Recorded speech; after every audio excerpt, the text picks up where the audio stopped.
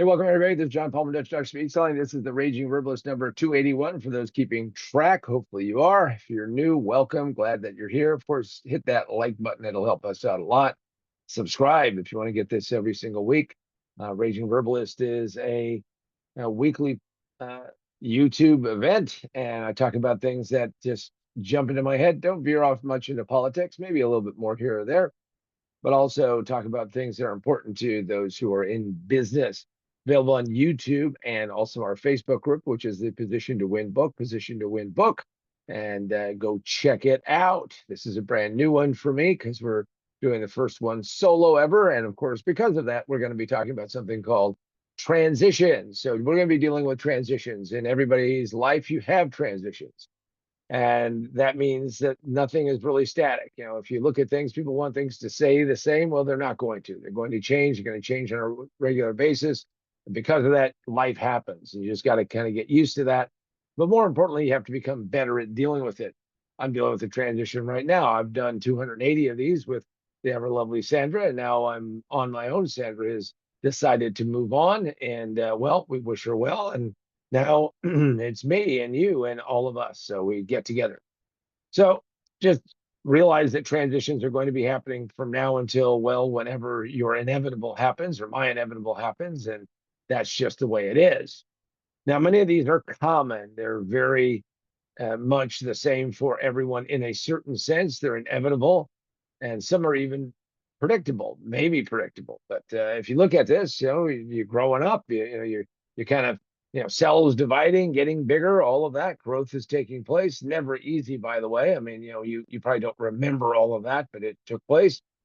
And then, you get into the more of the real world. You end up going to school and dealing with all of those dynamics. Some of you did very well. Some of you didn't do well. Some of you were troublesome. Some had some issues. I had a lot of different issues. I mean, let's face it, I made it through, the first grade at Catholic school. And then, second grade, they said, maybe you got to go somewhere else, and ended up and had a decent, thing happen there. But lots of things happen with school, and that's just part of life. That's part of what takes place. And then, of course, there's things like dating and getting involved with somebody's significant others and joining groups and all of those. Those are all transitions. And do you ever get accepted? Are you an outsider? How do you fit in or you don't fit in? Years ago, I went and talked to one of the two teachers I had in my private school that I went to, alternative education, of course.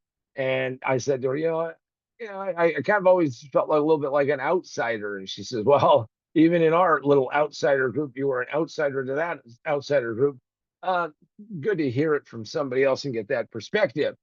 Then you have jobs. Jobs are something that are transition. And if you've ever thought that you're going to be at a job forever. Now, I've met people who have been at jobs for a long time. They had that security, they could hold on to it and whatever that job was.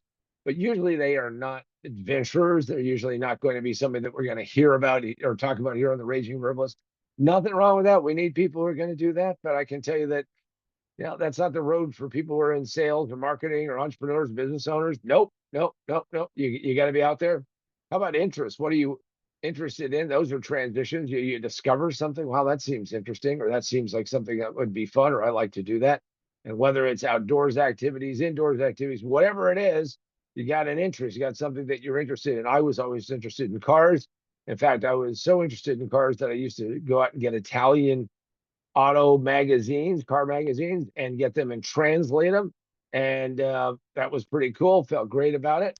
Paid a lot of money for an Italian car magazine. My father thought it was kind of kooky because he said you can't read Italian. Well, I kind of taught myself how to do that. Now, inevitably, or maybe not inevitably, but I ended up going on a car guy tour and touring all of these companies that I had read about in the Italian magazines. And to say that the Italian magazines, gushed and blushed over all of these marks would be an understatement.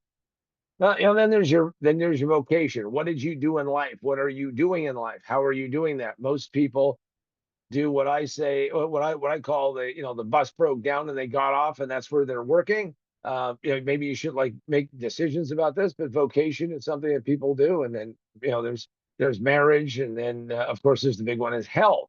Now, frankly, you can map out a timeline from when, the little Weebelo is born to death, and you could map that out, and you'll find that there's a lot of similarities and everything. But people do that. Most people don't. Now, I would tell you, if you're going to develop a goal plan, if you're going to develop what you're going to want to do, you may want to spend more time planning and not just having it happen to you. You can be that inevitable out there in the universe, pinball bouncing from one side to the other and hoping something happens.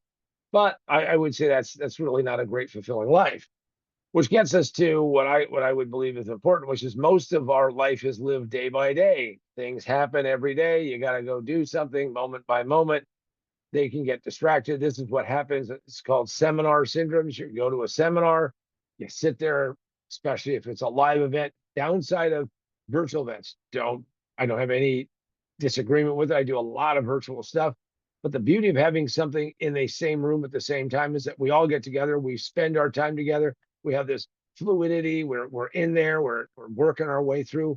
Well, except that when you then go out and have, and you go home and you have all these great notes and all these great plans, and then, well, life is lived day by day, moment by moment, and shit happens, and before you know it, well, you're not really on task or on target anymore, which is kind of a challenge. Which I'll give you an interesting way to look at this, which is few have an overview of what life has to offer. Most people do not actually work hard enough. They work hard, but they don't work hard enough to go out there and make their own life, to make their own stuff happen for them. So therefore, they come back and they're saying, well, I'm a little disappointed. I didn't get to where I wanted to go. And I'll live a life of regret, all of those things. But I'm going to tell you right now, what you really need to do is you got to think about stepping back and saying, hey, what does life have to offer me? And whatever that is, go out and do that. If you've always wanted to start a business or change your business or change what you're doing, I mean, no better time than now, but plan it, dive in, and make it that success that you want it to be. Now, if you really want to become more successful, I have something for you. I think that it will help you. I believe it will help you because I know it has helped other people. And that is to go check out our book, wrote it with my business partner, co-conspirator, Gabe Batista, which is most businesses fail in the first 5 minutes. It just takes them 3 to 5 years to realize it. Position to win. This is all about people learning how to position themselves and doing what they need to do on a regular, consistent basis so they can be more successful. If you are not as successful as you want to be, you probably haven't learned the lessons of positioning and put them into place. So go check this out. It's available in a variety of places. You can go get it Amazon, Barnes & Noble, Books A Million, wherever books are sold. You can go ask for it. You can also go to our website, positiontowinbook.com, positiontowinbook.com. And I, of course, will autograph it and inscribe something if you want to put that in there. Also, you can get it through Amazon Kindle and Barnes & Noble Nook, and of course, Apple iBooks. And also, if you want to learn how to do what we're doing now, which is communicating directly, which is we put together a book called Remote Work for a Better World, still has validity. Go check it out exclusively on the Amazon Kindle platform. Okay, so let's go and look at where we're at. We've kind of gone through and said, okay, we're going to all have to go through transitions, but how do we do that? Now, the challenge of it is of course, that we humans, that's all of us, I think, want to really get into the zone, and it's really called the comfort zone. We want to have that hammock. We want to relax, kick back. Whenever I talk to somebody who says they want to be successful, one of the most important things they say about being successful is that, well, can I make enough money or can I get to enough income so I don't have to work every single day? I don't have to struggle every day. I don't have to worry about paying my bills. And, invariably we hear about the study after study where it says people are living paycheck to paycheck. Most people who are making under a certain amount of living paycheck to paycheck. But the reality is there's a lot of people who are making $200,000 a year or more who are living paycheck to paycheck. I have them as clients. And why are they doing that? Well, because they are making life choices. So all I'm going to say to you is that means that we have to understand that we are probably going to need to have a different path and go in a different direction.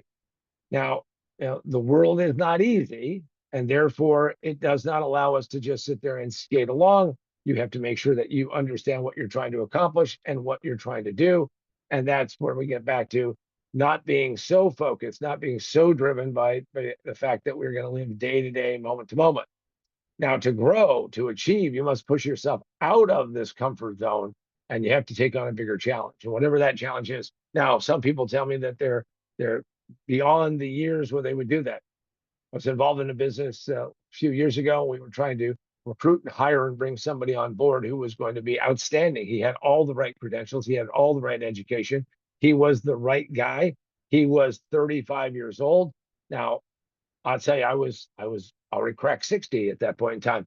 And he said, "Well, John, I'd really love to do it, but if you fellas had gotten to me when I was younger, maybe I would take that leap of faith."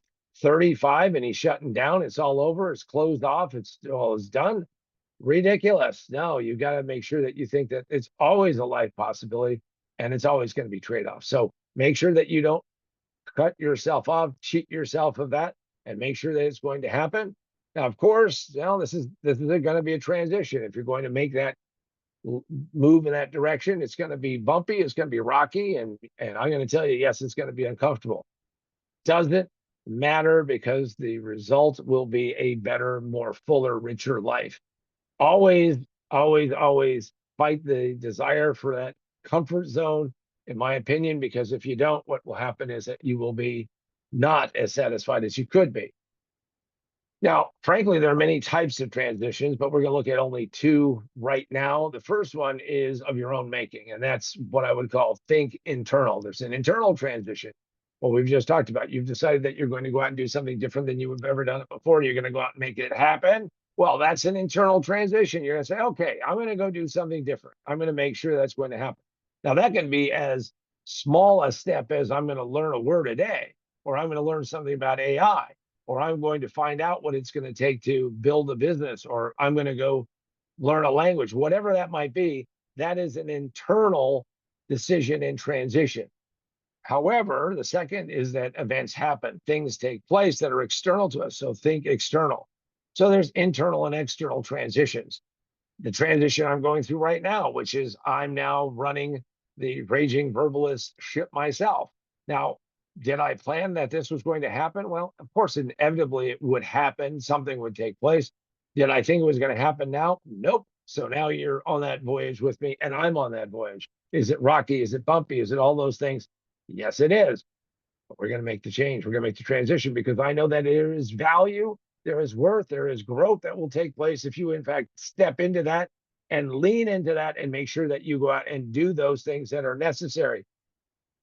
Now, since I'm dealing with an external transition now, a week ago Tuesday, Sandra contacted me and said, John, this is right after Labor Day.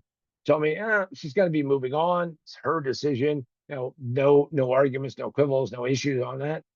But frankly, what that meant is that I had to change my life and how I was going to do something. Because see, once you have something nailed down, once you do it every single week, once you do something like 280 times, it means that you have a pattern, you have a groove, you have a way to get this thing done. Well, okay. Now, of course, I'm wishing her well. I think that she'll do fantastic in life. She's a great person, but it's never a great time. What I have wanted a nice, smooth transition. I've had people tell me, John, I want to grow my business. I want to do change. I want to see all of these things. No matter how many times I've heard somebody say they want to take massive action. Well, one of my rules of consulting is you can only move as fast as the client will move. Well, in this case, I got to look myself in the mirror and say, John, you got to get up, you got to get done, you got to move on. And that's exactly what I'm doing.